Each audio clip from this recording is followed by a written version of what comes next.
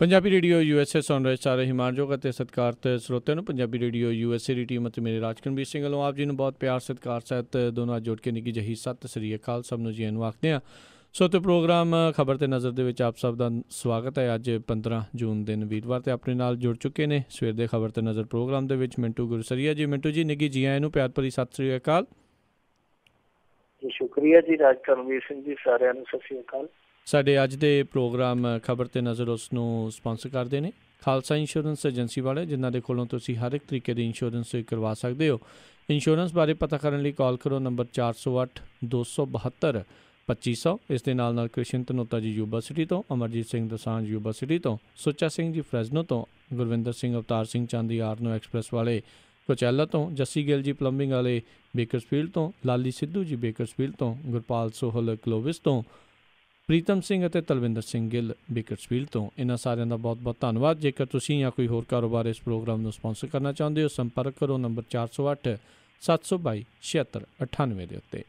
ਆਪਾਂ ਮਿੰਟੂ ਗੁਰਸਰੇ ਜੀ ਪ੍ਰੋਗਰਾਮ ਦੀ ਸ਼ੁਰੂਆਤ ਕਰਦੇ ਹਾਂ। ਪਹਿਲੀ ਗੱਲ ਕਰੀਏ ਵੀ ਪੰਜਾਬ ਦੇ ਵਿੱਚ ਕੈਂਸਰ ਦਾ ਕਹਿਰ ਜਾਰੀ। ਅੱਜ ਨਾਟਕਕਾਰ ਅਜਮੇਰ ਔਲਖ ਵੀ ਕੈਂਸਰ ਨੇ ਪੰਜਾਬ ਤੋਂ ਖੋਇਆ। ਜਿੱਥੋਂ ਤੱਕ ਅਜਮੇਰ ਔਲਖ ਹੋਰਾਂ ਦਾ ਗੱਲ ਆ, ਉਹਨਾਂ ਦਾ ਇੰਨਾ ਜ਼ਿਆਦਾ ਯੋਗਦਾਨ ਹੈ ਸਮਾਜ ਪ੍ਰਤੀ, ਇੰਨਾ ਜ਼ਿਆਦਾ ਉਹਨਾਂ ਦਾ ਰੁਤਬਾ ਕਿ ਜੇ ਉਹਨਾਂ ਦੀ ਸ਼ਾਨ ਦੇ ਵਿੱਚ ਆਪਾਂ ਕੁਛ ਕਹੀਏ ਤੇ ਮੇਰੇ ਖਿਆਲ ਦੇ ਨਾਲ ਨਾ ਸਾਡੇ ਕੋਲ ਉਹਨੇ ਸ਼ਬਦ ਹੋਣੇ ਆ ਤੇ ਨਾ ਸਾਡੇ ਸ਼ਬਦਾਂ ਨੂੰ ਉਨੀ ਤਫੀਕ ਹੋਣੀ ਆ ਜਿਹਦਾ ਉੱਚਾ ਕੱਦ ਸੀ। ਬਹੁਤ ਵੱਡਾ ਸਾਹਿਤਕਾਰੀ ਨੂੰ ਘਾਟਾ ਆਇਆ, ਨਾਟ ਕਲਾ ਨੂੰ ਖਾਸ ਤੌਰ ਤੇ ਇੱਕ ਬਹੁਤ ਵੱਡਾ ਲਾਸ ਹੋਇਆ। ਪਰ ਜਾਂਦਾ ਜਾਂਦਾ ਅਜਮੇਰ ਔਲਖ ਇੱਕ ਚੀਜ਼ ਹੋਰ ਵੀ ਸਾਫ਼ ਕਰ ਗਿਆ ਸਮਾਜ ਲਈ। ਉਹ ਦੱਸ ਗਿਆ ਕਿ ਇਸ ਪੰਜਾਬ ਦੇ ਵਿੱਚ ਜਿਹੜਾ ਕਿ ਬੜਾ ਖਿੱਤਾ ਉਪਜਾਊ ਖਿੱਤਾ ਜਿਹਨੂੰ ਕਿਹਾ ਜਾਂਦਾ, ਜਿਹਦੇ ਜ਼ਰੇ ਜ਼ਰੇ ਦੇ ਵਿੱਚ ਬਾਣੀ ਹੈ, ਜਿਹਦਾ ਸਮਝਿਆ ਜਾਂਦਾ ਸੀਗਾ ਕਿ ਅੰਮ੍ਰਿਤ ਵਰਗਾ ਪਾਣੀ ਹੈ, ਉਸ ਖਿੱਤੇ ਦੇ ਵਿੱਚ ਕੈਂਸਰ ਕਿਸ ਤਰ੍ਹਾਂ ਪੈਰ ਪਸਾਰ ਕੇ ਬੈਠਾ ਅਜਮੇਰ ਔਲਖ ਜਾਂਦਾ ਜਾਂਦਾ ਦੱਸ ਗਿਆ। ਕਿਉਂਕਿ ਦੇਖੋ ਉਸ ਬੰਦੇ ਨੂੰ, ਉਸ ਬੰਦੇ ਦੇ ਪਰਿਵਾਰ ਨੂੰ ਵੀ ਅੰਤਲੇ ਸਮੇਂ 'ਚ ਕਿਸ ਤਰ੍ਹਾਂ ਦੀਆਂ ਮੁਸ਼ਕਿਲਾਂ ਦਾ ਸਾਹਮਣਾ ਕਰਨਾ ਪਿਆ। ਪਹਿਲਾਂ ਹਸਪਤਾਲ 'ਚ ਐਡਮਿਟ ਹੋਏ, ਫਿਰ ਉੱਥੋਂ ਇਲਾਜ ਲਈ ਸਰਕਾਰ ਨੇ ਆਫਰ ਕੀਤਾ, ਸਰਕਾਰ ਨੇ ਸਿਰਫ 2 ਲੱਖ ਰੁਪਈਆ ਦਿੱਤਾ। ਉਹ ਕਹਿੰਦੇ ਜੀ 2 ਲੱਖ ਨਾਲ ਕੀ ਬਣਨਾ। ਫਿਰ ਸਰਕਾਰ ਨੇ ਆਪਣਾ ਪੈਂਤੜਾ ਬਦਲਿਆ, ਫਿਰ ਨਵਜੋਤ ਸਿੱਧੂ 8 ਲੱਖ ਦੇ ਕੇ ਆਇਆ। ਫਿਰ ਹਸਪਤਾਲ ਜਿਹੜੇ ਅਨੁਮਾਨਿਤ ਖਰਚਾ 7 ਲੱਖ ਦੱਸਦੇ ਸਨ, ਮੁੜ ਕੇ ਇਹਨਾਂ ਨੇ 16 ਲੱਖ ਦਾ ਕੱਚ ਚੋਂ ਬਿੱਲ ਕੱਢ ਮਾਰਿਆ, ਕਿਤੇ 7 ਲੱਖ ਕਿਤੇ 16 ਲੱਖ। ਹੁਣ ਅਜਮੇਰ ਔਲਖ ਜਾਂਦਾ ਜਾਂਦਾ ਇਹ ਵੀ ਦੱਸ ਗਿਆ ਕਿ ਮਾਤੜ ਬੰਦੇ ਲਈ ਕਿੰਨਾ ਔਖਾ ਹੈ ਕੈਂਸਰ ਦੀ ਬਿਮਾਰੀ ਨਾਲ ਲੜਨਾ। ਇਹੋ ਹੀ ਕਾਰਨ ਆ ਕਿ ਬਹੁਤ ਸਾਰੇ ਪੰਜਾਬ ਦੇ ਵਿੱਚ ਪਰਿਵਾਰ ਆ ਜਿਨ੍ਹਾਂ ਪਰਿਵਾਰਾਂ ਦੇ ਵਿੱਚ ਮੰਜੇ ਤੇ ਮਰੀਜ਼ ਪਏ ਆ, ਮੰਜੇ ਤੇ ਮਰੀਜ਼ ਦਵਾਈਆਂ ਖੋਣੋਂ ਪਏ ਆ, ਸਿਰਫ ਤੇ ਸਿਰਫ ਇੱਕ ਹੀ ਉਡੀਕ ਕਰਦੇ ਆ ਕਿ ਕਦੋਂ ਇਸ ਜ਼ਿੰਦਗੀ ਤੋਂ ਮੁਕਤੀ ਮਿਲ ਜਾਵੇ। ਇਹ ਬਹੁਤ ਸਾਰਿਆਂ ਦੀ ਕਹਾਣੀ ਹੈ। ਕੈਂਸਰ ਲਈ ਥੋੜ੍ਹੀ ਜਿਹੀ ਰਿਲੀਫ ਦਿੰਦੇ ਸਰਕਾਰ ਵੱਲੋਂ, ਮੁੱਖ ਮੰਤਰੀ ਰਿਲੀਫ ਫੰਡ ਦੇ ਵਿੱਚ ਕੁਛ ਨਾ ਕੁਛ ਦਿੰਦੇ ਆ, ਪਰ ਉਹ ਪ੍ਰੋਸੈਸ ਹੈ ਜਿਹੜਾ ਉਹ ਇੰਨਾ ਗੁੰਝਲਦਾਰ ਆ ਕਿ ਬਹੁਤੇ ਮਰੀਜ਼ ਆ ਜਿਹੜੇ ਉਹਦੇ ਤੋਂ ਮਹਿਰੂਮ ਰਹਿ ਜਾਂਦੇ ਆ। ਜਿੱਥੋਂ ਤੱਕ ਪੰਜਾਬ ਦੇ ਵਿੱਚ ਕੈਂਸਰ ਦੀ ਸਮੱਸਿਆ ਦੀ ਗੱਲ ਆ, ਤਾਂ ਇਹ ਸਮੱਸਿਆ ਇੰਨੀ ਵਿਕਰਾਲ ਆ ਰਾਜਕਰਮਵੀਰ ਸਿੰਘ ਜੀ ਕਿ ਐਵਰੇਜ ਔਸਤਨ ਜੇ ਅਸੀਂ ਲਾਈਏ ਕਿ ਇੱਕ ਦਿਨ 'ਚ 43 ਮੌਤਾਂ ਹੁੰਦੀਆਂ ਨੇ। ਜੇ ਅਸੀਂ ਅਧਿਕਾਰਤ ਅੰਕੜਾ ਫਰੋਲੀਏ, ਜਿਹੜਾ ਇਹਨਾਂ ਦਾ ਅਧਿਕਾਰਤ ਅੰਕੜਾ, ਜੇ ਗੈਰ ਸਰਕਾਰੀ ਅੰਕੜੇ ਨੂੰ ਅਸੀਂ ਪਈਏ ਤੇ ਮੇਰੇ ਖਿਆਲ ਦੇ ਨਾਲ ਰੋਜ਼ ਗੱਲ ਪੁੱਟੇਗੀ। ਪਰ ਜੇ ਸਰਕਾਰੀ ਅੰਕੜੇ ਤੇ ਗੱਲ ਕਰੀਏ ਕਿ 3 ਸਾਲਾਂ 'ਚ 47,378 ਮੌਤਾਂ ਹੋਈਆਂ ਨੇ 3 ਸਾਲਾਂ 'ਚ। ਹੁਣ ਤੁਸੀਂ ਆਪ ਹੀ ਅੰਦਾਜ਼ਾ ਲਾ ਲਓ, 3 ਸਾਲਾਂ ਦੇ ਵਿੱਚ 47,378 ਮੌਤਾਂ। ਇਹ ਇਕੱਲੀਆਂ ਮੌਤਾਂ ਹੀ ਨਹੀਂ ਹੋਈਆਂ, ਇਹ ਤੋਂ ਇਲਾਵਾ ਇਹਨਾਂ 3 ਸਾਲਾਂ ਦੇ ਵਿੱਚ 1 ਲੱਖ ਬੰਦਾ ਹੋਰ ਤਿਆਰ ਹੋ ਗਿਆ ਜਿਹੜਾ ਕੈਂਸਰ ਦੀ ਬਿਮਾਰੀ ਦੇ ਨਾਲ ਲੜੇਗਾ। ਉਹਦੇ ਵਿੱਚੋਂ ਕਿੰਨਾ ਕੁ ਆਦਮ ਲੜ ਕੇ ਬਚੇਗਾ, ਸਰਵਾਈਵ ਕਰੇਗਾ, ਕਿੰਨਾ ਕੁ ਝੜ ਜਾਵੇਗਾ, ਹਾਰ ਜਾਵੇਗਾ, ਉਹ ਆਉਣ ਵਾਲਾ ਸਮਾਂ ਦੱਸੇਗਾ। ਕਿਸ ਤਰ੍ਹਾਂ ਦੀ ਇਹ ਨਵੀਂ ਸਰਕਾਰ ਪਾਲਿਸੀ ਅਖਤਿਆਰ ਕਰਦੀ ਹੈ, ਕਿਸ ਤਰ੍ਹਾਂ ਦਾ ਉਹਨੂੰ ਅੱਗੇ ਜਾ ਕੇ ਇੰਪਲੀਮੈਂਟ ਕਰਦੀ ਹੈ। ਪਰ ਹਾਲ ਦੀ ਘੜੀ ਜੇ ਕਿਸੇ ਨੇ ਦੇਖਣਾ ਹੋਵੇ ਜਲਵਾ ਕਿ ਮਾਲਵੇ ਦੇ ਵਿੱਚ ਕੈਂਸਰ, ਕਿਉਂਕਿ ਅਜਮੇਰ ਔਲਖ ਜੀ ਵੀ ਮਾਲਵੇ 'ਚ ਆਉਂਦੇ ਸਨ, ਮਾਲਵੇ ਦੇ ਵਿੱਚ ਕੈਂਸਰ ਕਿਸ ਤਰੀਕੇ ਦੇ ਨਾਲ ਜ਼ਿੰਦਗੀਆਂ ਨੂੰ ਖਾ ਰਿਹਾ। ਤੇ ਫਿਰ ਬਠਿੰਡਿਓਂ 10:30 ਵਜੇ ਕੈਂਸਰ ਟ੍ਰੇਨ ਚੱਲਦੀ ਹੈ ਜੇ ਕੋਈ ਜਾ ਕੇ ਵੇਖਣਾ ਚਾਹੇ ਤੇ ਵੇਖ ਸਕਦਾ ਕਿ ਉੱਥੇ ਮਾਲਵਾ ਕਿਵੇਂ ਕੁਰਲਾ ਰਿਹਾ। ਪਰ ਅਫਸੋਸ ਦੀ ਗੱਲ ਆ, ਅਸੀਂ ਇੱਕ ਅੰਨੇ ਖੂਹ 'ਚ ਜਾ ਡਿੱਗੇ ਹਾਂ। ਅੰਨੇ ਖੂਹ 'ਚ ਅਸੀਂ ਇੱਕ ਛਾਲ ਮਾਰ ਕੇ ਡਿੱਗ ਪਏ ਹਾਂ, ਪਰ ਜੇ ਹੁਣ 11 ਛਾਲਾਂ ਵੀ ਮਾਰੀ ਜਾਈਏ ਬਾਹਰ ਨਹੀਂ ਆ ਸਕਦੇ। ਜੇ ਬਾਹਰ ਆਉਣਾ ਤੇ ਸਾਨੂੰ ਵਿਉਂਤ ਬਣਾਉਣੀ ਪਊਗੀ, ਸਾਨੂੰ ਰਲ ਕੇ ਹਮਲਾ ਮਾਰਨਾ ਪਊਗਾ। ਅਸੀਂ ਬੈਠਾਂਗੇ ਕਦੋਂ, ਰਲ ਕੇ ਹਮਲਾ ਕਦੋਂ ਮਾਰਾਂਗੇ, ਇਹ ਸਾਡੇ ਤੇ ਮਨਸਰ ਆ। ਅਸੀਂ ਦੇਖਦੇ ਹਾਂ ਕਦੋਂ ਸੁਰਤ 'ਚ ਆਉਂਦੇ ਹਾਂ। ਜੀ ਜੀ। ਅਗਲੀ ਆਪਾਂ ਮਿੰਟੂ ਜੀ ਗੱਲ ਕਰੀਏ ਵੀ ਪਸ਼ੂ ਕਰੂਰਤਾ ਵਿਰੋਧੀ ਕਾਨੂੰਨ ਤੇ ਨੋਟੀਫਿਕੇਸ਼ਨ ਦੇ ਖਿਲਾਫ ਸੁਪਰੀਮ ਕੋਰਟ ਦਾ ਕੇਂਦਰ ਨੂੰ ਨੋਟਿਸ।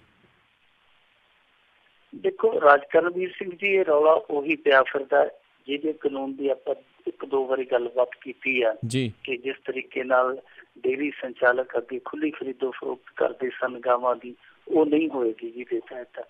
ਉਸੇ ਹੀ ਨੋਟੀਫਿਕੇਸ਼ਨ ਨੂੰ ਜਿਹੜਾ 23 ਮਈ ਨੂੰ ਕੇਂਦਰ ਸਰਕਾਰ ਵੱਲੋਂ ਲਾਗੂ ਕਰ ਦਿੱਤਾ ਗਿਆ, ਉਸੇ ਨੋਟੀਫਿਕੇਸ਼ਨ ਨੂੰ ਚੈਲੰਜ ਕੀਤਾ ਗਿਆ ਸੁਪਰੀਮ ਕੋਰਟ ਦੇ ਵਿੱਚ PIL ਦੇ ਜ਼ਰੀਏ, ਯਾਨੀ ਪਟੀਸ਼ਨ ਦੇ ਜ਼ਰੀਏ, ਜਿਹਨੂੰ ਜਨਤਕ ਪਟੀਸ਼ਨ ਕਹਿੰਦੇ ਆ।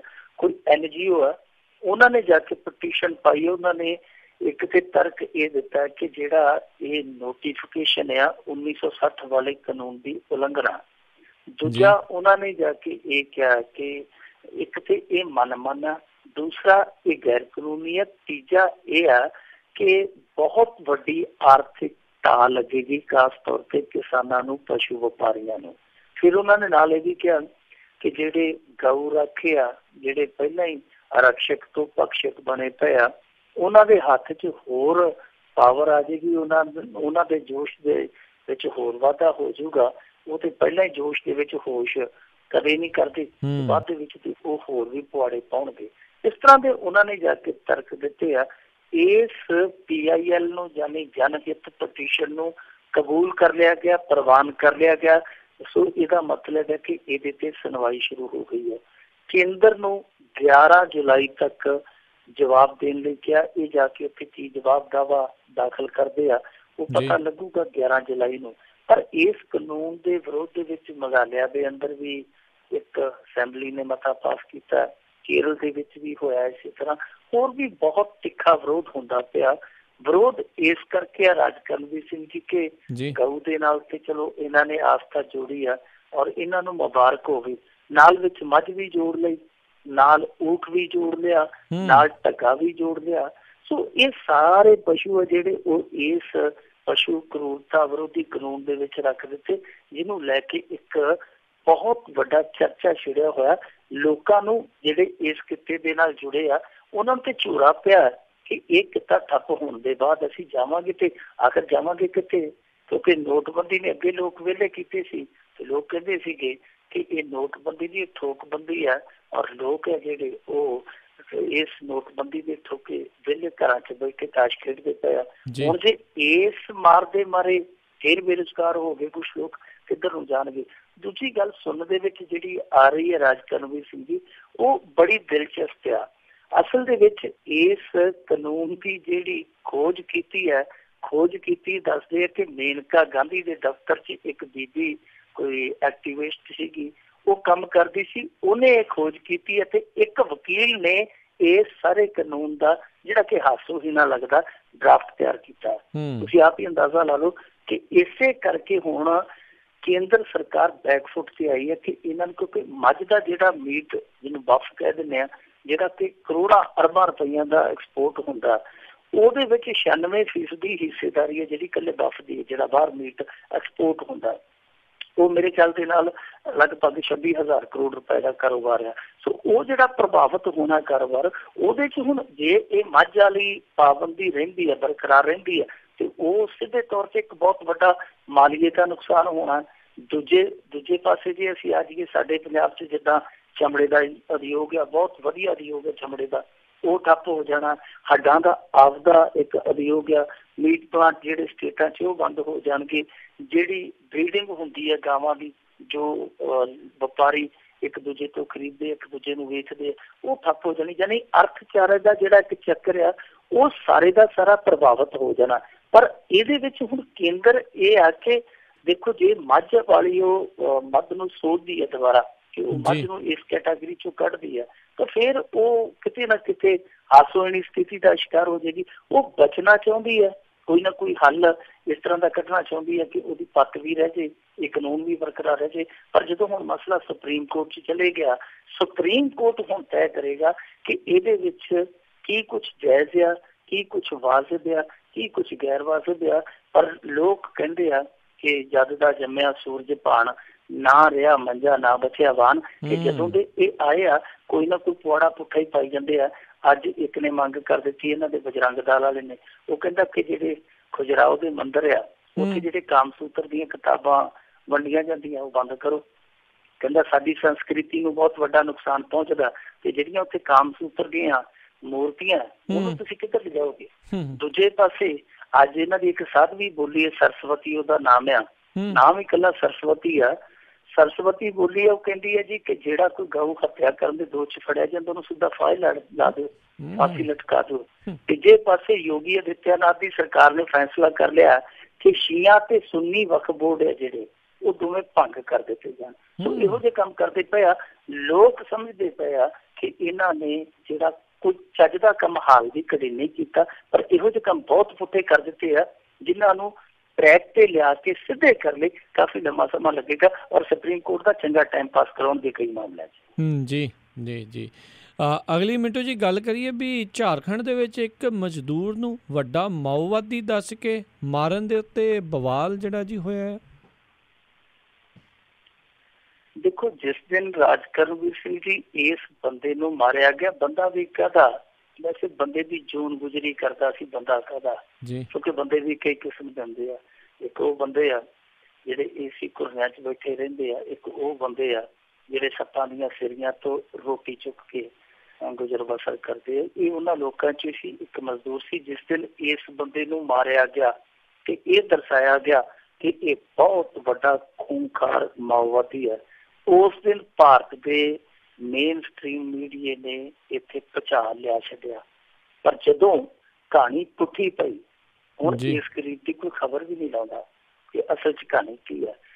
ਦੇਖੋ, ਜਿਹੜਾ ਇਹ ਕੰਮ ਹੋਇਆ, ਜਿਹੜਾ ਕਾਂਡ ਹੋਇਆ, ਇਹ 9 ਜੂਨ ਨੂੰ ਹੋਇਆ ਸੀਗਾ। ਬਹੁਤ ਵੱਡਾ ਇੱਕ ਨਾ ਤੀਰਥ ਸਥਾਨ ਆ ਪਾਰਸਨਾਥ ਪਰਬਤ, ਉਹ ਝਾਰਖੰਡ ਦੇ ਵਿੱਚ ਆ। ਉਹਦੇ ਥੱਲੇ, ਪਰਬਤ ਦੇ ਥੱਲੇ ਇੱਕ ਪਿੰਡ ਆ ਢੋਲ ਕੱਟਾ, ਉਹਦੇ ਨੇੜੇ ਇਹ ਫਰਜ਼ੀ ਮੁਕਾਬਲਾ ਬਣਾਇਆ ਗਿਆ ਸੀਗਾ 9 ਤਰੀਕ ਨੂੰ। 9 ਤਰੀਕ ਨੂੰ ਜਦੋਂ ਇਹ ਮੁਕਾਬਲਾ ਬਣਾਇਆ ਗਿਆ, ਉਸ ਤੋਂ ਬਾਅਦ ਉੱਥੇ DGP ਜਾਂਦਾ DK ਪਾਂਡੇ, ਸਾਰਾ ਕੁਛ ਉਹ ਕਰਦਾ। ਉੱਥੇ ਪ੍ਰੈਸ ਕਾਨਫਰੰਸ ਵੀ ਹੁੰਦੀ ਹੈ, ਕਿਉਂਕਿ ਇਹ ਜਿਹੜਾ ਕੋਬਰਾ ਗਰੁੱਪ ਆ CRP ਵਾਲਿਆਂ ਦਾ, ਉਸਨੇ ਇਸ ਘਟਨਾ ਨੂੰ ਅੰਜਾਮ ਦਿੱਤਾ ਸੀ। ਹੁਣ ਤੈਨੂੰ ਮੁਕਾਬਲਾ ਨਹੀਂ ਨਾ ਕਹਿ ਸਕਦੇ, ਉਹ ਸਾਰੀ ਪਰਤ ਖੁੱਲ ਗਈ ਹੈ। ਸੋ ਉਸ ਕੋਬਰਾ ਯੂਨਿਟ ਨੇ ਇਹ ਮੁਕਾਬਲਾ, ਫਰਜ਼ੀ ਮੁਕਾਬਲਾ ਅੰਜਾਮ ਦਿੱਤਾ।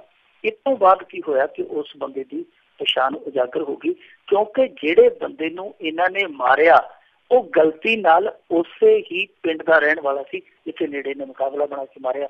ਇਹਨਾਂ ਨੇ ਇਸ ਭੁਲੇਖੇ 'ਚ ਮਾਰ ਦਿੱਤਾ ਕਿਉਂਕਿ ਉਸ ਪਿੰਡ ਉਹਦੇ ਸਹੁਰੇ ਸੀਗੇ, ਜਿਹੜਾ ਪਿੰਡ ਜਿੱਥੇ ਇਹਨਾਂ ਨੇ ਉਹ ਫਰਜ਼ੀ ਮੁਕਾਬਲਾ ਬਣਾਇਆ, ਢੋਲ ਕੱਟਾ ਪਿੰਡ ਉਹਦੇ ਸਹੁਰਿਆਂ ਦਾ ਪਿੰਡ ਸੀ। ਉਹ ਆਪਣੇ ਪਿੰਡ ਤੋਂ ਆ ਕੇ ਇੱਥੇ ਰਹਿੰਦਾ ਸੀ, ਤੇ ਇੱਥੇ ਜਿਹੜੇ ਚੰਦਰ ਮੰਦਰ, ਇੱਕ ਚੰਦਰ ਮੰਦਰ ਆ ਉੱਥੇ ਬਹੁਤ ਵੱਡਾ, ਚੰਦਰ ਮੰਦਰ ਦੇ ਹੇਠਾਂ ਉਹ ਡੋਲੀ ਮਜ਼ਦੂਰ ਸੀ। ਡੋਲੀ ਮਜ਼ਦੂਰ ਤੋਂ ਭਾਵੇਂ ਆ ਕਿ ਜਿੱਦਾਂ ਅਸੀਂ ਪੁਰਾਣੇ ਸੀਨ ਦੇਖਦੇ ਹੋਵਾਂਗੇ, ਕਿਤੇ ਫਿਲਮਾਂ 'ਚ ਤੁਸੀਂ ਵੀ ਦੇਖੇ ਹੋਣਾ, ਮੈਂ ਵੀ ਦੇਖਿਆ, ਕਿ ਕੁਹਾਰ ਡੋਲੀ ਚੁੱਕਦੇ ਹੁੰਦੇ ਸਨ, 2 ਇੱਧਰ 2 ਅੱਗੇ 2 ਪਿੱਛੇ, ਤੇ ਵਿਚਾਲੇ ਦੁਲਹਨ ਬੈਠੀ ਹੁੰਦੀ ਸੀਗੀ। ਉਹ ਕੁਹਾਰ ਡੋਲੀ 'ਚ ਆ ਕੇ ਲੈ ਜਾਂਦੇ ਸਨ। ਇਸੇ ਤਰ੍ਹਾਂ ਇਹ ਡੋਲੀ ਮਜ਼ਦੂਰ ਨੇ ਜਿਹੜੇ ਉੱਥੇ ਗਏ ਸ਼ਰਧਾਲੂਆਂ ਨੂੰ ਡੋਲੀ 'ਚ ਬਿਠਾ ਲੈਂਦੇ ਆ, ਤੇ 2 ਜਾਣੇ ਜਾਂ ਇੱਕ ਅੱਗੇ ਇੱਕ ਪਿੱਛੇ ਲੱਗ ਕੇ ਉਹਨਾਂ ਨੂੰ ਤਾਂ ਲੈ ਕੇ ਜਾਂਦੇ ਆ। ਇਹ ਡੋਲੀ ਮਜ਼ਦੂਰ ਸੀ। ਉਸੇ ਪਿੰਡ ਦੇ ਵਿੱਚ ਇੱਕ ਛੋਟਾ ਜਿਹਾ ਹੋਟਲ ਚਲਾਉਂਦਾ ਸੀ, ਤੇ ਜਿਹੜੇ ਹੋਰ ਡੋਲੀ ਮਜ਼ਦੂਰ ਸੀ ਉਹ ਇਸ ਹੋਟਲ ਤੋਂ ਰੋਟੀ ਪਾਣੀ ਛਕਿਆ ਕਰਦੇ ਸਨ।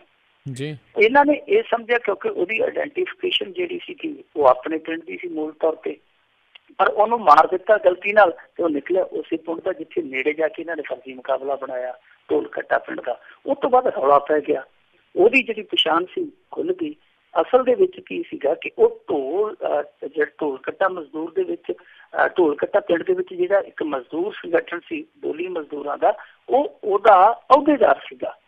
ਉੱਥੋਂ ਗੱਲ ਖੁੱਲ ਗਈ। ਆਦਿਵਾਸੀਆਂ ਦਾ ਇੱਕ ਸੰਗਠਨ ਸੀ, ਕਿਉਂਕਿ ਉਹ ਆਦਿਵਾਸੀ ਬਰਾਦਰੀ ਦੇ ਨਾਲ ਸੰਬੰਧਿਤ ਸੀਗਾ, ਆਦਿਵਾਸੀ ਭਾਈਚਾਰੇ ਨਾਲ ਸੰਬੰਧਿਤ ਸੀ, ਉਹਨਾਂ ਦੇ ਸੰਗਠਨ ਦੇ ਵਿੱਚ ਵੀ ਉਹਦੀ ਮੈਂਬਰਸ਼ਿਪ ਸੀ। ਸਾਰਾ ਕੁਝ ਜਦੋਂ ਸਾਹਮਣੇ ਆ ਗਿਆ, ਫਿਰ ਇਹਨਾਂ ਨੂੰ ਤਰੇਲੀਆਂ ਆਉਂਦੀਆਂ ਪਈਆਂ ਕਿ ਹੁਣ ਇਸ ਮਾਮਲੇ ਨੂੰ ਕੱਜਿਆ ਕਿਸ ਤਰ੍ਹਾਂ ਜਾਵੇ। ਸੋ ਫਿਰ ਇੱਕ ਵਾਰੀ ਮੀਡੀਆ ਨੇ ਸਾਥ ਦਿੱਤਾ।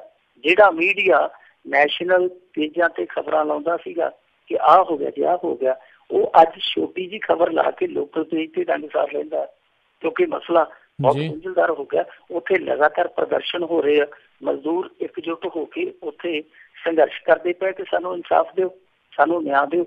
ਔਰ ਕਮਾਲ ਦੀ ਗੱਲ ਤੁਸੀਂ ਰਾਜ ਕਰਨਵੀਰ ਸਿੰਘ ਜੀ ਇਹ ਦੇਖੋ ਕਿ ਉਹ DGP ਜਿਹੜਾ ਗਿਆ ਉੱਥੇ ਪਾਂਡੇ, ਉਸ ਪਾਂਡੇ ਸਾਹਿਬ ਨੇ 1 ਲੱਖ ਰੁਪਈਆ ਜਿਹੜੇ ਬੰਦਿਆਂ ਨੇ ਫਰਜ਼ੀ ਇਨਕਾਊਂਟਰ ਕੀਤਾ ਉਹਨਾਂ ਨੂੰ ਸਰਕਾਰੀ ਖਜ਼ਾਨੇ 'ਚ ਦੇਤਾ ਕਿ ਜਾਓ ਪਾਰਟੀ ਕਰ ਲਓ। 1 ਲੱਖ ਰੁਪਈਆ ਨਗਦ ਦੇਤਾ, ਪਾਰਟੀ ਕਰੋ, ਤੁਸੀਂ ਬਹੁਤ ਵੱਡਾ ਕੰਮ ਕੀਤਾ। ਇਹ ਵੀ ਨਹੀਂ ਦੇਖਿਆ ਕਿ ਮਰਨ ਵਾਲਾ ਬੰਦਾ ਕੌਣ ਆ, ਔਰ ਨਾਲ 15 ਲੱਖ ਰੁਪਈਆ ਹੋਰ ਇਨਾਮ ਵਜੋਂ ਦੇਣ ਦਾ ਐਲਾਨ ਕਰ ਦਿੱਤਾ। ਲੋਕੀ ਉੱਥੇ ਤੋਏ ਤੋਏ ਕਰਦੇ ਪਏ ਆ ਕਿ ਇੱਕ ਦੇਸ਼ ਦਾ ਨਾਗਰਿਕ, ਬੇਕਸੂਰ ਨਾਗਰਿਕ ਮਾਰ ਕੇ ਉੱਥੇ ਸਰਕਾਰੀ ਖਜ਼ਾਨੇ 'ਚ ਲੱਖ ਰੁਪਈਆ ਰੋੜਤਾ ਕਿ ਇਹਦੀ ਲਾਸ਼ ਤੇ ਜਸ਼ਨ ਮਨਾ ਲਓ। ਇਹ ਕਿਸ ਤਰ੍ਹਾਂ ਦਾ ਪ੍ਰਬੰਧ ਆ। ਔਰ ਰਾਜ ਕਰਨਵੀਰ ਸਿੰਘ ਜੀ ਜਿਸ ਤਰ੍ਹਾਂ ਦੀਆਂ ਘਟਨਾਵਾਂ ਵਾਪਰਦੀਆਂ ਪਈਆਂ, ਔਰ ਇਹਨਾਂ ਘਟਨਾਵਾਂ ਨੂੰ ਜਿਸ ਤਰੀਕੇ ਨਾਲ ਭਾਰਤੀ ਮੇਨ ਸਟ੍ਰੀਮ ਮੀਡੀਆ ਦਬਾ ਰਿਹਾ, ਇੱਕ ਬਹੁਤ ਖਤਰਨਾਕ ਚੱਲਣ ਆ।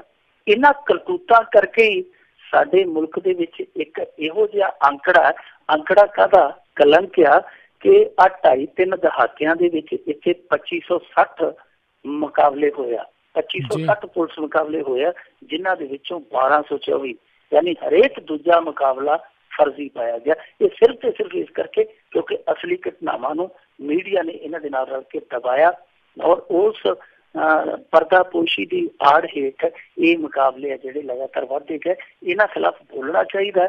ਮਾਨਵ ਅਧਿਕਾਰ ਕਮਿਸ਼ਨ ਹੈ ਜਿਹੜੇ, ਉਹਨਾਂ ਨੂੰ ਵੀ ਇਹਨਾਂ ਚੀਜ਼ਾਂ ਦੇ ਨੋਟਸ ਲੈਣੇ ਚਾਹੀਦੇ। ਅਦਾਲਤਾਂ ਨੂੰ ਵੀ ਸਖਤ ਹੋਣਾ ਪਊਗਾ ਥੋੜਾ ਜਿਹਾ, ਤਾਂ ਇਹ ਕੰਮ ਰੁਕੂਗਾ। ਨਹੀਂ ਤੇ ਇਹ ਚੱਲਣ ਚੱਲਦਾ ਹੀ ਰਹਿਣਾ ਕਿ ਜਿੱਥੇ ਵੀ ਦੇਖਿਆ ਕਿ ਇੱਥੋਂ ਸਾਡੀ ਤਰੱਕੀ ਦੀ ਫਸਲ ਜਿਹੜੀ ਹੈ ਉਹ ਵੱਢੀ ਜਾ ਸਕਦੀ ਹੈ, ਉੱਥੇ ਧੌਣ ਵੱਢ ਕੇ ਉਹ ਤਰੱਕੀ ਦੀ ਫਸਲ ਕੱਟ ਲਈ ਜਾ ਕਰੇਗੀ। ਜੀ ਜੀ ਬਿਲਕੁਲ। ਅਤੇ ਮਿੰਟੂ ਜੀ ਇਹ ਪਹਿਲੀ ਵਾਰੀ ਨਹੀਂ ਹੋਇਆ, ਪੰਜਾਬ ਨੇ ਵੀ ਇੱਦਾਂ ਦਾ ਬਹੁਤ ਐਸੇ ਕਿਸਾਨ ਜਿਹੜੇ ਆ ਇੱਦਾਂ ਕਹਿ ਕੇ ਗਵਾਏ ਨੇ। ਅਗਲੀ ਆਪਾਂ ਮਿੰਟੂ ਜੀ ਗੱਲ ਕਰੀਏ, ਕੱਲ੍ਹ KP ਗਿੱਲ ਦੀ ਸ਼ਰਧਾਂਜਲੀ ਨੇ ਲੈ ਲਿਆ ਦਿਨ, ਅਤੇ ਅੱਜ ਰੇਤ ਅਤੇ ਕਰਜ਼ੇ ਦੇ ਵਿੱਚ ਅਸੈਂਬਲੀ ਦਾ ਦਿਨ ਗਿਆ। ਦੇਖੋ ਰਾਜ ਕਰਨਵੀਰ ਸਿੰਘ ਜੀ, KPS ਗਿੱਲ ਤੇ ਮਰਿਆ ਵੀ ਸਿਆਸਤ ਦੇ ਕੰਮ ਆਈ ਜਾਂਦਾ, ਜਿਉਂਦਾ ਤੇ ਆਉਂਦਾ ਹੀ ਸੀਗਾ, ਮਰਿਆ ਵੀ ਕੰਮ ਆਈ ਜਾਂਦਾ। ਕੋਈ ਸ਼ਰਧਾਂਜਲੀ ਦੇ ਕੇ KPS ਗਿੱਲ ਨੂੰ ਕੈਸ਼ ਕਰੀ ਜਾਂਦਾ, ਕੋਈ ਸ਼ਰਧਾਂਜਲੀ ਤੋਂ ਵਾਕਆਊਟ ਕਰਕੇ KPS ਗਿੱਲ ਨੂੰ ਕੈਸ਼ ਕਰੀ ਜਾਂਦਾ, ਯਾਨੀ ਉਹ ਮਰਿਆ ਵੀ ਇਹਨਾਂ ਦੇ ਕੰਮ ਆਈ ਜਾਂਦਾ, ਜਿਉਂਦਾ ਤੇ ਆਉਂਦਾ ਹੀ ਰਿਹਾ। ਖੈਰ ਦੂਜੇ ਪਾਸੇ ਦੀ ਗੱਲ ਕਰੀਏ, ਕੱਲ੍ਹ ਦਾ ਦਿਨ ਤੇ ਜਿਹੜਾ ਹੋਣਾ ਹੀ ਸੀਗਾ, ਕਿਉਂਕਿ ਕੱਲ੍ਹ ਤੇ ਕਾਰਵਾਈ ਵੀ ਇੰਨੀ ਜ਼ਿਆਦਾ ਨਹੀਂ ਸੀ ਹੋਣੀ। ਕੱਲ੍ਹ ਦਾ ਦਿਨ ਤੇ ਚਲੋ ਲੰਘਿਆ ਸੋ ਲੰਘਿਆ। ਅੱਜ ਵੀ ਉੱਥੇ ਕੋਈ ਬਹੁਤਾ ਕੁਛ ਨਹੀਂ ਹੋ ਸਕਿਆ। ਅੱਜ ਜਦੋਂ ਇਜਲਾਸ ਸ਼ੁਰੂ ਹੋਇਆ ਦੂਜੇ ਦਿਨ ਦਾ, ਪੈਂਦੀ ਸੱਟੇ ਰੌਲਾ ਪੈ ਗਿਆ। ਸਭ ਤੋਂ ਪਹਿਲਾਂ ਅਕਾਲੀਆਂ ਨੇ ਪਾ ਲਿਆ। ਅਕਾਲੀਆਂ ਨੇ ਕਿਹਾ ਕਿ ਹਾਂਜੀ ਕਰੋ ਹਿਸਾਬ ਕਿਤਾਬ, ਕਰਜ਼ਾ ਮਾਫ਼ ਕਦੋਂ ਕਰਨਾ। ਇੱਥੋਂ ਚਲਦੇ ਚਲਦੇ ਇਹਨਾਂ ਨੇ ਨਾਅਰੇਬਾਜ਼ੀ ਸ਼ੁਰੂ ਕਰ ਦਿੱਤੀ ਗੱਲ ਦੇ ਵਿੱਚ ਆ ਕੇ। ਉਸ ਤੋਂ ਅੱਗੇ ਦੀ ਗੱਲ ਇਹ ਹੋਈ ਕਿ ਨਵਜੋਤ ਸਿੱਧੂ, ਕਿਉਂਕਿ ਜਿਵੇਂ ਬਿਕਰਮਜੀਤ ਸਿੰਘ ਮਜੀਠੀਆ ਹੁੰਦਾ ਸੀ ਕਿਸੇ ਸਮੇਂ ਰੋਲ ਦੇ ਵਿੱਚ, ਕਿ ਜਦੋਂ ਕਾਂਗਰਸੀ ਉੱਠ ਕੇ ਬੋਲਦੇ ਸੀ ਉਹ ਇਕੱਲੇ ਬਾਹਾਂ ਚੜਾ ਕੇ ਖੜ ਜਾਂਦਾ ਸੀ ਅੱਗੇ, ਤੇ ਜੇ ਕਿਤੇ ਥੋੜਾ ਜਿਹਾ ਢਿੱਲਾ ਮੱਠਾ ਹੁੰਦਾ, ਜ਼ੁਕਾਮ ਜ਼ੁਕੂਮ ਲੱਗਾ ਹੁੰਦਾ, ਤੇ ਫਿਰ ਨਾਲ ਵਿਰਸਾ ਸਿੰਘ ਬਲਟੋਆ ਖੜ ਜਾਂਦਾ ਕਿ ਆ ਜਾਓ ਭਾਈ। ਇਹ ਦੋਵੇਂ ਨਹੀਂ ਸਨ ਬੋਲਣ ਦਿੰਦੇ। ਹੁਣ ਉਸੇ ਰੋਲ ਦੇ ਵਿੱਚ ਨਵਜੋਤ ਸਿੱਧੂ ਹੈ। ਜਦੋਂ ਇਹ ਸਾਰਾ ਕੁਛ ਕਰਦੇ ਪਏ ਸਨ ਤੇ ਨਵਜੋਤ ਸਿੱਧੂ ਨੇ ਆਖ ਦਿੱਤਾ ਅਲੀ ਬਾਬਾ ਚਾਲੀ ਚੋਰ। ਇਹਨਾਂ ਨੂੰ ਜਦੋਂ ਉਹਨੇ ਇਹ ਤੰਜ ਕੱਸਿਆ, ਇਹ ਫਿਰ ਸਗੋਂ ਭਮੱਕਰ ਗਏ। ਇਹ ਕਹਿੰਦੇ ਕਿ ਨਵਜੋਤ ਸਿੱਧੂ ਨੇ ਸਾਨੂੰ ਗਾਲਾਂ ਕੱਢੀਆਂ। ਪਤਾ ਨਹੀਂ ਉੱਥੇ ਗਾਲਾਂ ਕੱਢੀਆਂ ਜਾਂ ਨਹੀਂ ਕੱਢੀਆਂ, ਜਿਹੜੇ ਲੋਕ ਕਵਰ ਕਰਦੇ ਉਹਨਾਂ ਨੂੰ ਪਤਾ ਹੋਊ, ਜਾਂ ਜਿਹੜੇ ਲੋਕ ਉੱਥੇ ਬੈਠੇ ਸਨ ਉਹਨਾਂ ਨੂੰ ਪਤਾ ਹੋਊ। ਪਰ ਅਕਾਲੀ ਇਸ ਗੱਲ ਤੋਂ ਬੁਰਾ ਖਿੜੇ ਕਿ ਸਾਨੂੰ ਅਲੀ ਬਾਬਾ ਚਾਲੀ ਚੋਰ ਕਿਉਂ ਕਿਹਾ। ਅਲੀ ਬਾਬਾ ਚਾਲੀ ਚੋਰ ਉਹਨੇ ਨਵਜੋਤ ਸਿੱਧੂ ਨੇ ਕਹਿ ਕੇ ਆਪ ਤੇ ਪਤਾ ਨਹੀਂ ਟਾਲਾ ਵੱਟਿਆ ਜਾਂ ਨਹੀਂ ਵੱਟਿਆ, ਇਹ ਉੱਥੋਂ ਟਾਲਾ ਵੱਟ ਕੇ ਬਾਹਰ ਆ ਗਏ ਆ। ਬਾਹਰ ਆ ਕੇ ਇਹਨਾਂ ਨੇ ਕਾਫੀ ਨਾਅਰੇਬਾਜ਼ੀ ਕੀਤੀ ਹੈ, ਮਤਲਬ ਕਿ ਅਕਾਲੀ ਉੱਥੋਂ ਵਾਕਫ ਇੱਕ ਵਾਰੀ ਫੇਰ ਕਰ ਗਏ। ਦੂਜੇ ਪਾਸੇ ਰਹਿ ਗਈ ਆਮ ਆਦਮੀ ਪਾਰਟੀ। ਇਹ ਬਾਹਰ ਆਏ ਤੇ ਉਹ ਸ਼ੁਰੂ ਹੋ ਗਏ। ਉਹਨਾਂ ਨੇ ਰੇਤ ਵਾਲਾ ਮੁੱਦਾ ਘੇਰ ਲਿਆ, ਜਿਵੇਂ ਕਿ ਆਪਾਂ ਨੂੰ ਪਤਾ ਹੀ ਸੀਗਾ ਕਿ ਕਿਸਾਨ ਕਰਜ਼ੇ ਦਾ ਮੁੱਦਾ ਅਕਾਲੀ ਚੁੱਕਣਗੇ ਤੇ ਰੇਤ ਵਾਲੀ ਜਿਹੜੀ ਖੱਡ ਆ ਉਹਦੇ ਚ ਕਾਂਗਰਸ ਨੂੰ ਫਸਾਉਣਗੇ ਆਮ ਆਦਮੀ ਪਾਰਟੀ ਵਾਲੇ। ਉਹਨਾਂ ਨੇ ਉਹ ਮੁੱਦਾ ਚੁੱਕ ਲਿਆ। ਉਹਨਾਂ ਨੇ ਕਿਹਾ ਕਿ ਜ਼ੀਰੋ ਆਵਰ ਦੇ ਵਿੱਚ ਸਾਡੇ ਸੁਖਪਾਲ ਸਿੰਘ ਖਹਿਰਾ ਨੂੰ ਬੋਲਣ ਦਾ ਸਮਾਂ ਦਿਓ। ਸਪੀਕਰ ਨੂੰ ਪਤਾ ਸੀਗਾ ਕਿ ਜਿਸ ਤਰੀਕੇ ਨਾਲ ਕੱਲ ਥੋੜ੍ਹੀ ਦੇਰ ਸਦਨ ਚੱਲਿਆ, ਥੋੜ੍ਹੀ ਦੇਰ ਹਾਊਸ ਚੱਲਿਆ, ਤੇ ਉਹਦੇ ਵਿੱਚ ਜਿਸ ਤਰੀਕੇ ਨਾਲ ਸੁਖਪਾਲ ਸਿੰਘ ਖਹਿਰਾ ਨੇ ਰਾਣਾ ਗੁਰਜੀਤ ਸਿੰਘ ਦਾ ਉਹ ਚਿੱਠਾ ਫਰੋਲ ਦਿੱਤਾ ਜ਼ਮੀਨ ਵਾਲਾ, ਕਿ ਇਹ ਕੁਛ ਨਾ ਕੁਛ ਸੱਪ ਹੋਰ ਕੱਢ ਲੂਗਾ। ਕਿਉਂਕਿ ਇੱਥੇ ਜਿਹੜੇ ਸਪੀਕਰ ਹੈ, ਤੁਹਾਨੂੰ ਪਤਾ ਸਪੀਕਰ ਹੋਇਆ, ਗਵਰਨਰ ਹੋਇਆ, ਉਹ ਬਸ ਨਾਂ ਵੀ ਹੈ ਕਿ ਬਹੁਤ ਵੱਡੇ ਸੰਵਿਧਾਨਕ ਅਹੁਦੇ ਦੇ ਮਾਲਕ ਆ, ਬਾਕੀ ਹੋਰ ਚੀਜ਼ਾਂ ਦੇ ਮਾਲਕ ਤੇ ਉਹਨਾਂ ਦੇ ਹੋ ਰਿਹਾ। ਖੈਰ ਸਪੀਕਰ ਨੇ ਉਹਨੂੰ ਸਮਾਂ ਨਹੀਂ ਦਿੱਤਾ, ਉੱਥੋਂ ਇਹ ਚਿੜ ਗਏ, ਇਹ ਵੀ ਗੱਲ ਦੇ ਵਿੱਚ ਆ ਗਏ, ਉੱਥੋਂ ਇਹਨਾਂ ਨੇ ਫਾਈਲਾਂ ਫੁੱਲਾਂ ਸਿੱਟਣੀਆਂ ਸ਼ੁਰੂ ਕਰ ਦਿੱਤੀਆਂ। ਔਰ ਕਮਾਲ ਦੀ ਗੱਲ ਤੇ ਇਹ ਹੋਈ ਕਿ ਜਦੋਂ ਇਹਨਾਂ ਨੇ ਇਹ ਹਿਮਾਕਤ ਕੀਤੀ, ਫਾਈਲਾਂ ਸੁੱਟੀਆਂ, ਪਤਾ ਨਹੀਂ ਹੁਣ ਸਪੀਕਰ ਦੇ ਕੋਈ ਵੱਜੀ ਹੈ ਫਾਈਲ ਜਾ ਕੇ ਨਹੀਂ, ਦੱਸਦੇ ਆ ਕਿ ਇਹਨਾਂ ਨੇ ਫਾਈਲਾਂ ਜਿਹੜੀਆਂ ਚਲਾ ਕੇ ਮਾਰੀਆਂ। ਉਸ ਕਾਰਵਾਈ ਦੇ ਪ੍ਰਤੀਕਰਮ ਵਜੋਂ ਸਪੀਕਰ ਨੇ ਸਿਮਰਨਜੀਤ ਸਿੰਘ ਬੈਂਸ ਨੂੰ ਸਦਾ ਲਈ ਆ ਜਿਹੜਾ ਸੈਸ਼ਨ ਹੈ ਇਹਦੇ ਚ ਸਦਾ ਲਈ ਬਰਖਾਸਤ ਕਰ ਦਿੱਤਾ ਹੈ। ਮਤਲਬ ਕਿ ਜਿਹੜਾ ਆ ਰਹਿੰਦਾ ਬਜਟ ਇਜਲਾਸ ਸੈਸ਼ਨ, ਇਹਦੇ ਵਿੱਚ ਉਹ ਹੁਣ ਹਿੱਸਾ ਨਹੀਂ ਲੈ ਸਕੇਗਾ, ਇਹਦੇ ਤੋਂ ਸਦਾ ਲਈ ਉਹ ਬਾਹਰ ਕਰ ਦਿੱਤਾ ਗਿਆ। ਹੁਣ ਇਹ ਵੀ ਇੱਕ ਦੇਖਣ ਵਾਲੀ ਗੱਲ ਹੈ ਰਾਜਕਰਨਵੀਰ ਸਿੰਘ ਜੀ, ਜੇ ਸਾਰਿਆਂ ਨੇ ਫਾਈਲਾਂ ਸੁੱਟੀਆਂ ਤੇ ਸਿਮਰਨਜੀਤ ਸਿੰਘ ਬੈਂਸ ਹੀ ਨਿਸ਼ਾਨਾ ਕਿਉਂ ਬਣਿਆ, ਤੇ ਹਰੇਕ ਵਾਰੀ ਬੈਂਸ ਬ੍ਰਦਰਸ ਹੀ ਨਿਸ਼ਾਨਾ ਕਿਉਂ ਬਣਦੇ ਆ? ਕਿਉਂਕਿ ਇਹ ਜ਼ਿਆਦਾ ਬੋਲਦੇ ਆ, ਸ਼ਾਇਦ ਜ਼ਿਆਦਾ ਬੋਲਣ ਵਾਲੇ ਦੀ ਉੱਥੇ ਲੋੜ ਨਹੀਂ, ਕਿਉਂਕਿ ਉੱਥੇ ਨਵਜੋਤ ਸਿੱਧੂ ਵਰਗੇ ਬੰਦੇ ਦੀ ਲੋੜ ਆ ਜਾਂ ਮਜੀਠੀਆ ਵਰਗੇ ਬੰਦੇ ਦੀ ਲੋੜ ਆ। ਖੈਰ ਇਹਦੇ ਤੇ ਕਾਰਵਾਈ ਹੋ ਗਈ ਆ। ਇਹ ਇਸ ਵਿਰੋਧ ਦੇ ਵਿੱਚ ਬਾਹਰ ਆ ਕੇ ਇਹਨਾਂ ਨੇ ਜਿਹਨੂੰ ਮੌਕ ਅਸੈਂਬਲੀ ਕਹਿੰਦੇ ਆ, ਕਿ ਉਹ ਜਾਲੀ ਜੀ ਅਸੈਂਬਲੀ ਬਣਾ ਕੇ ਬਹਿ ਜਾਂਦੇ ਆ, ਜਿਵੇਂ ਕਿ ਇੱਕ ਵਾਰੀ ਕਾਂਗਰਸੀਆਂ ਨੇ ਕੀਤਾ ਸੀ, ਇਹਨਾਂ ਨੇ ਵੀ ਮੌਕ ਅਸੈਂਬਲੀ ਬਣਾ ਕੇ ਆਪਣੀ ਕਾਰਵਾਈ ਸ਼ੁਰੂ ਕਰ ਦਿੱਤੀ ਆਪਣੇ ਪੱਧਰ ਤੇ। ਔਰ ਬਾਅਦ ਦੇ ਵਿੱਚ ਇਹਨਾਂ ਨੇ ਨਾਅਰੇਬਾਜ਼ੀ ਵੀ ਕੀਤੀ ਹੈ ਇਸ ਗੱਲੋਂ, ਕਿਉਂਕਿ ਸਦਨ 2 ਵਾਰੀ ਪਹਿਲੇ ਮੁਲਤਵੀ ਹੋਇਆ ਅੱਧੇ ਘੰਟੇ ਲਈ। ਜਦੋਂ ਇਹਨਾਂ ਨੇ ਵੀ ਫਿਰ ਰੌਲਾ ਰੱਪਾ ਪਾਇਆ, ਫਿਰ ਪੱਕੇ ਤੌਰ ਤੇ ਅੱਜ ਲਈ ਇਹ ਸਦਨ ਹੈ ਜਿਹੜਾ ਇਹ ਹਾਊਸ ਦਾ ਜਿਹੜਾ ਕੰਮਕਾਰ ਸੀ ਉਹ ਮੁਲਤਵੀ ਕਰ ਦਿੱਤਾ ਗਿਆ। ਕੁਛ ਲੋਕ ਜੋ ਹੋ ਰਿਹਾ ਇਹਨੂੰ ਵੇਖ ਕੇ ਖੁਸ਼ ਨੇ ਕਿ ਬਈ ਖੂਬ ਡਰਾਮਾ, ਖੂਬ ਰੰਗ ਜਮ ਰਿਹਾ, ਪਰ ਦੂਜੇ ਪਾਸੇ ਕੁਛ ਲੋਕ ਨਾਰਾਜ਼ ਨੇ, ਕੁਛ ਲੋਕ ਹਤਾਸ਼ ਨੇ, ਕੁਛ ਲੋਕ ਮਾਯੂਸ ਨੇ ਕਿ ਇਹ ਡਰਾਮਾ 10 ਸਾਲਾਂ ਤੋਂ ਲਗਾਤਾਰ ਚੱਲਦਾ ਆਇਆ ਸੀ। ਹੁਣ ਉਮੀਦ ਸੀ ਕਿ ਸੁਚਾਰੂ ਢੰਗ ਦੇ ਨਾਲ ਕੰਮ ਹੋਊਗਾ, ਕੁਛ ਨਾ ਕੁਛ ਉੱਥੋਂ ਸਾਨੂੰ ਚੰਗਾ ਵੇਖਣ ਨੂੰ ਮਿਲੇਗਾ। ਪਰ ਅਫਸੋਸ ਦੀ ਗੱਲ ਆ, ਜਿਹੜੇ ਲੋਕ ਇਹ ਉਮੀਦ ਲਾਈ ਬੈਠੇ ਸਨ ਉਹਨਾਂ ਤੇ ਮਾਯੂਸੀ ਅੱਜ ਹੋਰ ਛਾ ਗਈ ਆ। ਉਹ ਕਹਿੰਦੇ ਆ ਕਿ ਜਿਵੇਂ ਉਹ ਕਹਿੰਦੇ ਹੁੰਦੇ ਨਾ ਪੰਜਾਬੀ ਚ ਕਿ ਗਲਾਬੋ ਗਈ ਤੇ ਲਾਭੋ ਆ ਗਈ, ਜਿੱਦਾਂ ਓਦਾਂ ਦਾ ਹੀ ਓਦਾਂ। ਸੋ ਇਹ ਕਹਿੰਦੇ ਆ ਕਿ ਇੱਕ ਗਏ ਦੂਜੇ ਆ ਗਏ, ਉਹ ਇੱਧਰ ਉੱਠ ਕੇ ਉੱਧਰ ਚਲੇ ਗਏ, ਉਹੀ ਡਰਾਮਾ ਇੱਧਰ ਚੱਲੀ ਜਾਂਦਾ। ਇਸ ਅਸੈਂਬਲੀ ਦੇ ਵਿੱਚ ਕੰਮ ਕਦੋਂ ਹੋਊਗਾ, ਕੰਮ ਦੇ ਮੁੱਦੇ ਕਦੋਂ ਉੱਠਣਗੇ, ਉਹਨਾਂ ਮੁੱਦਿਆਂ ਤੇ ਸਾਰਥਕ ਬਹਿਸ ਕਦੋਂ ਹੋਏਗੀ, ਵੇਖਣ ਵਾਲੀ ਗੱਲ ਹੈ। ਲੋਕ ਚਾਹੁੰਦੇ ਸਨ ਕਿ ਰੇਤ ਦੇ ਖੱਡਾਂ ਤੇ ਬਹਿਸ ਹੈ ਜਿਹੜੀ ਇੱਕ ਵਿਆਪਕ ਪੱਧਰ ਤੇ ਹੋਵੇ, ਤਥਾਤਮਕ ਬਹਿਸ ਸਾਰੇ ਵੇਖਣੀ ਚਾਹੁੰਦੇ ਸਨ, ਸਾਰੇ ਇਸ ਗੱਲ ਦਾ ਕਿਆਸ ਲਾ ਕੇ ਬੈਠੇ ਸਨ ਕਿ ਹੋ ਸਕਦਾ ਇੱਕ ਚੰਗੀ ਬਹਿਸ, ਕਿਉਂਕਿ ਕਾਂਗਰਸੀ ਅਕਸਰ ਸ਼ਿਕਵਾ ਕਰਿਆ ਕਰਦੇ ਸਨ ਕਿ ਜੀ ਸਾਨੂੰ ਬੋਲਣ ਨਹੀਂ ਦਿੰਦੇ। ਲੋਕ ਉਮੀਦ ਰੱਖਦੇ ਸੀ ਕਿ ਇਹ ਮੌਕਾ ਦੇਣਗੇ, ਬਹਿਸ ਵਧੀਆ ਢੰਗ ਨਾਲ ਹੋਏਗੀ। ਪਰ ਅਫਸੋਸ ਦੀ ਗੱਲ ਕਿ ਕਾਂਗਰਸੀ ਬਹੁਤ ਕੁਛ ਸਿੱਖ ਗਏ ਅਕਾਲੀਆਂ ਤੋਂ ਤੇ ਹੁਣ ਉਹ ਦੂਜਿਆਂ ਤੇ ਇੰਪਲੀਮੈਂਟ ਕਰੀ ਜਾਂਦੇ ਆ। ਸੋ ਲਿਹਾਜ਼ਾ ਅਸੀਂ ਦੇਖ ਸਕਦੇ ਹਾਂ ਔਰ ਦੇਖ ਕੇ ਅੰਦਾਜ਼ਾ ਲਾ ਸਕਦੇ ਹਾਂ ਰਾਜਕਰਨਵੀਰ ਸਿੰਘ ਜੀ, ਬਹੁਤਾ ਕੁਛ ਬਦਲਣ ਦੀ ਉਮੀਦ ਨਹੀਂ। ਇਹਨਾਂ 2-4 ਦਿਨਾਂ 'ਚ ਜੇ ਕੁਛ ਕੰਮ ਹੋ ਜਾਵੇ ਤੇ ਚੰਗਾ ਹੀ ਆ, ਪਰ ਜਿਸ ਤਰੀਕੇ ਦਾ ਮਾਹੌਲ ਬਣਿਆ ਪਿਆ ਉੱਥੇ ਸਾਰਥਕ ਢੰਗ ਨਾਲ ਕੋਈ ਗੱਲਬਾਤ ਹੋਏਗੀ ਉਹਦੀ ਗੁੰਜਾਇਸ਼ ਘੱਟ ਹੀ ਹੈ। ਜੀ। ਅਗਲੀ ਮਿੰਟੂ ਜੀ ਗੱਲ ਕਰੀਏ ਵੀ ਕੈਪਟਨ ਸਰਕਾਰ ਨੇ ਵਜ਼ੀਫਾ ਘੁਟਾਲੇ ਦੀ ਪੜਤਾਲ ਦੇ ਹੁਕਮ ਦਿੱਤੇ। ਦਿਲਚਸਪ ਗੱਲ ਹੈ ਰਾਜਕਰਨਵੀਰ ਸਿੰਘ ਜੀ ਕਿ ਇਹ ਵਜ਼ੀਫਾ ਘੁਟਾਲਾ ਜਾਂਚ ਦੂਜੀ ਵਾਰੀ ਹੋਣ ਲੱਗੀ ਹੈ ਜੀ। ਇਹ ਪਤਾ ਨਹੀਂ ਸਿਰੇ ਚੜੇਗੀ ਜਾਂ ਨਾ ਚੜੇਗੀ, ਕਿਉਂਕਿ ਪਿਛਲੀ ਵਾਰੀ ਜਦੋਂ ਸਰਦਰੁੱਤ ਇਜਲਾਸ ਸੀਗਾ, ਸੁਖਬੀਰ ਸਿੰਘ ਬਾਦਲ ਉਸ ਸਮੇਂ ਡਿਪਟੀ ਸੀਐਮ ਸੀ, ਉਦੋਂ ਇਹ ਮੁੱਦਾ ਉੱਠਿਆ। ਉਹਨੇ ਆਖਿਆ ਸੀ ਅਸੀਂ ਵਿਜੀਲੈਂਸ ਤੋਂ ਪੜਤਾਲ ਕਰਾਵਾਂਗੇ। ਤੇ ਮੈਂ ਹਮੇਸ਼ਾ ਕਹਿੰਦਾ ਹੁੰਦਾ ਕਿ ਇੱਥੋਂ ਦੀ ਹੋਣੀ ਇਹ ਆ ਕਿ ਪੜਤਾਲ ਕਰਨ ਗਏ ਬੰਦਿਆਂ ਦੀ ਮੁੜ ਕੇ ਪੜਤਾਲ ਕਰਨੀ ਪੈਂਦੀ ਆ, ਉਹ ਕਿੱਥੇ ਰਹਿ ਗਿਆ ਹੀ ਨਹੀਂ। ਹੁਣ ਉਹ ਵਿਜੀਲੈਂਸ ਜਾਂਚ ਕਿੱਥੇ ਰਹਿ ਗਈ, ਉਹਦੀ ਵੀ ਪੜਤਾਲ ਕਰਾਉਣੀ ਪਊ ਕੈਪਟਨ ਸਾਹਿਬ ਨੂੰ। ਇਸ ਮੁੱਦੇ ਤੇ ਇਹ ਔਨ ਰਿਕਾਰਡ ਆ ਕਿ ਸੁਖਬੀਰ ਸਿੰਘ ਬਾਦਲ ਨੇ ਆਰਡਰ ਕੀਤੇ ਸਨ ਅਸੈਂਬਲੀ ਦੇ ਵਿੱਚ, ਕਿਉਂਕਿ ਪੋਸਟ ਮੈਟ੍ਰਿਕ ਸਕਾਲਰਸ਼ਿਪ ਵਜ਼ੀਫੇ ਦਾ ਜਿਹੜਾ ਇਹ ਕਾਲਾ ਮਾਲਾ ਹੈ ਇਹ ਕਾਫੀ ਪੁਰਾਣਾ। ਔਰ ਕਾਫੀ ਵਿਵਾਦਤ ਆ। ਸੋ ਉਸ ਜਾਂਚ ਦਾ ਕੀ ਬਣਿਆ ਮੈਨੂੰ ਨਹੀਂ ਪਤਾ, ਪਰ ਅੱਜ ਇੱਕ ਵਾਰੀ ਫੇਰ ਇਹਨਾਂ ਨੇ ਹੁਕਮ ਦੇ ਦਿੱਤੇ ਆ ਕਿ ਅਸੀਂ ਵਿਜੀਲੈਂਸ ਤੋਂ ਜਾਂਚ ਪੜਤਾਲ ਕਰਾਵਾਂਗੇ, ਤੇ ਮੇਰੇ ਖਿਆਲ ਦੇ ਨਾਲ ਹੋਣੀ ਚਾਹੀਦੀ ਆ, ਕਿਉਂਕਿ ਰਾਜ ਕਰਨਵੀਰ ਸਿੰਘ ਜੀ ਇੱਥੇ ਜਿਹੜੇ ਬਹੁਤੇ ਕਾਲਜ ਆ ਉਹ ਕਾਲਜ ਜਾਂ ਤੇ ਸਾਧਾਂ ਦੇ ਆ, ਜਾਂ ਸਿਆਸਤਦਾਨਾਂ ਦੇ ਆ, ਜਾਂ ਨੌਕਰਸ਼ਾਹਾਂ ਦੇ ਆ। ਔਰ ਇਹਨਾਂ ਨੇ ਕਿਸ ਤਰ੍ਹਾਂ ਮਲਾਈਆਂ ਖਾਧੀਆਂ ਉਹਦੀ ਇੱਕ ਉਦਾਹਰਨ ਇਹ ਆ ਕਿ ਇੱਕ ਬੰਦੇ ਦੀ ਐਡਮਿਸ਼ਨ ਜਾਂ ਇੱਕ ਸਟੂਡੈਂਟ ਦੀ ਐਡਮਿਸ਼ਨ ਸਿੱਧੀ 3 ਕਾਲਜਾਂ ਦੇ ਵਿੱਚ ਸੀ। ਮਤਲਬ ਕਿ ਜਿੱਥੇ ਉਹਦੀ ਰੀਅਲ ਐਡਮਿਸ਼ਨ ਸੀ ਉੱਥੋਂ ਚੱਕ ਕੇ ਡਾਟਾ ਦੂਜੇ ਕਾਲਜ ਨੂੰ ਪਾਸ ਕਰ ਦਿੱਤਾ ਗਿਆ, ਉਹਦੀ ਉੱਥੇ ਐਡਮਿਸ਼ਨ ਦੂਜੇ ਨੇ ਗਾ ਤੀਜੇ ਨੂੰ ਦੇਤਾ ਕਿ ਲੈ ਤੂੰ ਵੀ ਮਲਾਈ ਖਾ ਲਾ ਥੋੜੀ ਜਿਹੀ, ਆਪਣਾ ਭਾਈਚਾਰਾ।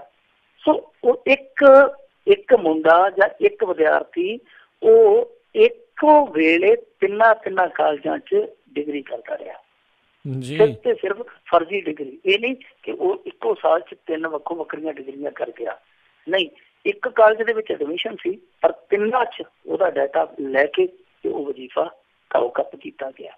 ਇਸ ਤਰ੍ਹਾਂ ਬਹੁਤ ਸਾਰੇ ਕਾਲਜ ਸੀਗੇ। ਔਰ ਇੱਕ ਕਾਲਜ ਤੇ ਬਠਿੰਡੇ ਲਾਗੇ ਮਸ਼ਹੂਰ ਸੀ, ਉਹਨੂੰ ਮਾਮੇ ਵਾਲਾ ਕਾਲਜ ਕਹਿੰਦੇ ਸੀ, ਕਿਉਂਕਿ ਉਹ ਇੱਕ ਮੰਤਰੀ ਦੇ ਮਾਮੇ ਦਾ ਕਾਲਜ ਸੀ। ਕਹਿੰਦੇ ਕਿ ਉੱਥੇ ਸਭ ਤੋਂ ਜ਼ਿਆਦਾ ਫੱਕੀਆਂ ਮਾਮੇ ਕੇ ਕਾਲਜ ਨੇ ਉਡਾਈਆਂ ਉਸ ਇਲਾਕੇ ਦੇ ਵਿੱਚ। ਇਸ ਤਰ੍ਹਾਂ ਦੇ ਹੋਰ ਬਹੁਤ ਸਾਰੇ ਕਾਲਜ ਆ ਜਿਨ੍ਹਾਂ ਨੇ ਇਸ ਮਾਮਲੇ 'ਚ ਰੱਜ ਕੇ ਮਲਾਈ ਛਕੀ ਹੈ। ਹੁਣ ਇਹਦੀ ਇਨਵੈਸਟੀਗੇਸ਼ਨ ਜੇ ਨੇਪਰੇ ਚੜ੍ਹ ਜਾਵੇ ਤੇ ਚੰਗੀ ਗੱਲ ਆ, ਕਿਉਂਕਿ ਕੇਂਦਰ ਨੇ ਪੈਸਾ ਰੋਕਿਆ ਹੋਇਆ ਇਸ ਸਕੀਮ ਦਾ। ਕੁਛ ਹਿੱਸਾ ਸਟੇਟ ਸਰਕਾਰ ਨੇ ਪਾਉਣਾ, ਇਹਨਾਂ ਨੇ ਹਿੱਸਾ ਵੀ ਨਹੀਂ ਪਾਇਆ ਪਿਛਲੀ ਸਰਕਾਰ ਵਾਲਿਆਂ ਨੇ, ਤੇ ਦੂਸਰੀ ਗੱਲ ਇਹ ਹੈ ਕਿ ਹਿਸਾਬ ਕਿਤਾਬ ਵੀ ਨਹੀਂ ਦਿੱਤਾ। ਤੀਜਾ ਕਿ ਇਹ ਮਸਲਾ ਸੀਗਾ ਜਿਹੜਾ ਉਹ ਘਪਲੇ ਦੇ ਆ ਗਿਆ ਜਦ ਦੇ ਵਿੱਚ। ਸੋ ਇਸ ਉਲਝਣ ਦੇ ਚੱਲਦਿਆਂ, ਇਸ ਦੁਬਿਧਾ ਦੇ ਚੱਲਦਿਆਂ ਕੇਂਦਰ ਨੇ ਪੈਸਾ ਰੋਕਿਆ ਹੋਇਆ। ਹੁਣ ਕੇਂਦਰ ਨੇ ਜਿਹੜਾ ਪੈਸਾ ਰੋਕਿਆ ਉਹਦਾ ਅਸਰ ਪੈ ਰਿਹਾ ਗਰੀਬ ਵਿਦਿਆਰਥੀਆਂ ਤੇ। ਕੈਪਟਨ ਸਰਕਾਰ ਨੂੰ ਇਹ ਚਾਹੀਦਾ ਕਿ ਜਲਦੀ ਤੋਂ ਜਲਦੀ ਨਾ ਸਿਰਫ ਜਾਂਚ ਪੜਤਾਲ ਨੇਪਰੇ ਚੜਾਵੇ, ਬਲਕਿ ਜਿਹੜੀ ਰਕਮ ਰੁਕੀ ਖਲੋਤੀ ਹੈ ਉਹਨੂੰ ਵੀ ਜਾਰੀ ਕਰਵਾ ਕੇ ਜਿਹੜੇ ਗਰੀਬ ਇਸ ਸਮੇਂ ਵਜ਼ੀਫਾ ਡਿੱਗਦੇ ਆ ਉਹਨਾਂ ਨੂੰ ਵਜ਼ੀਫਾ ਦੇ ਕੇ ਉਹਨਾਂ ਦੀ ਪੜ੍ਹਾਈ ਸ਼ੁਰੂ ਕਰਵਾਈ ਜਾਵੇ। ਉਸ ਤਰ੍ਹਾਂ ਜਾਂਚ ਪੜਤਾਲ ਦੀ ਜੇ ਗੱਲ ਚੱਲੀ ਹੈ ਤਾਂ ਰਾਜ ਕਰਨਵੀਰ ਸਿੰਘ ਦੀ ਇੱਕ ਜਾਂਚ ਪੜਤਾਲ ਅੱਜ ਜਿਹੜੀ ਹੈ ਉਹ ਹੋਰ ਹੁਕਮ ਦੀ ਜਦ 'ਚ ਆਈ ਹੈ। ਉਹ ਜਾਂਚ ਪੜਤਾਲ ਹੈ ਅਬੋਹਰ ਦੀ ਇੱਕ ਸਰਕਾਰੀ ਜਾਇਦਾਦ ਨੂੰ ਲੈ ਕੇ, ਕਿਉਂਕਿ ਉੱਥੇ ਦੋਸ਼ ਲੱਗਦੇ ਪਏ ਆ ਕਿ ਸੁਖਬੀਰ ਸਿੰਘ ਬਾਦਲ ਦੇ ਚਾਚਾ ਲਾਲੀ ਬਾਦਲ, ਜਿਹਦਾ ਪੂਰਾ ਨਾਮ ਪਰਮਜੀਤ ਸਿੰਘ ਆ, ਉਹਦੇ ਸਾਥੀ ਕੁਛ ਗੁਰਦਿੱਤ ਸਿੰਘ, ਮਹਿੰਦਰ ਪ੍ਰਤਾਪ, ਰਾਮ ਦਿਆਲ ਐਰਾ ਵਗੈਰਾ ਹੋਰ ਕੁਛ ਹੋਣਗੇ।